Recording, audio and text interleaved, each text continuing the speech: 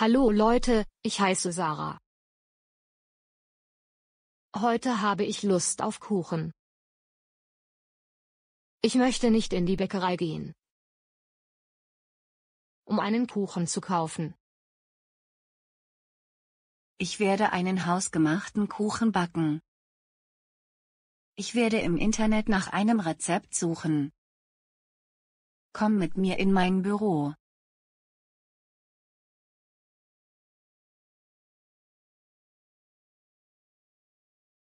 Ich suche ein Rezept. Ich habe endlich ein Rezept gefunden.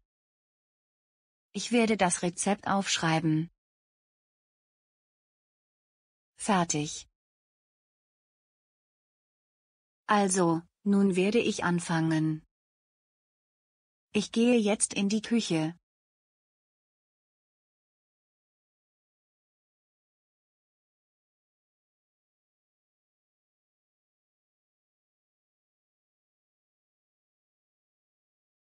Ich werde mir die Liste der Zutaten ansehen. Ich habe alle Zutaten, die ich brauche, zu Hause. Dann lass uns anfangen. Ich brauche 2 Tassen Zucker,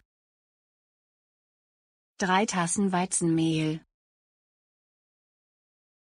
4 Esslöffel Margarine, 3 Eier und 2 Tassen Milch, 1 Esslöffel mit Backpulver. Jetzt habe ich alle Zutaten, lass uns anfangen.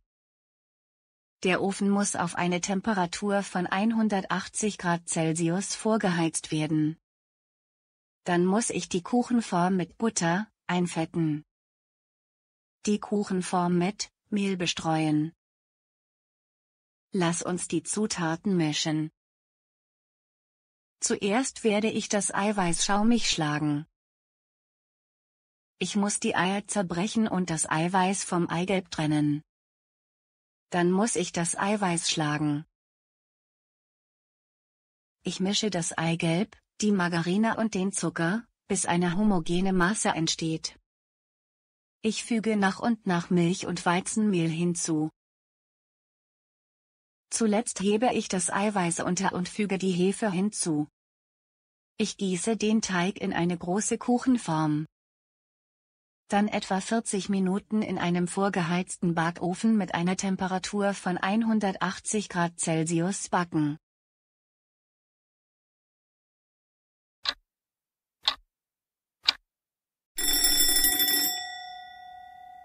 Der Kuchen ist fertig. Ich werde ihn aus dem Ofen nehmen. Der Kuchen ist perfekt geworden. Danke fürs Zuschauen. Auf Wiedersehen.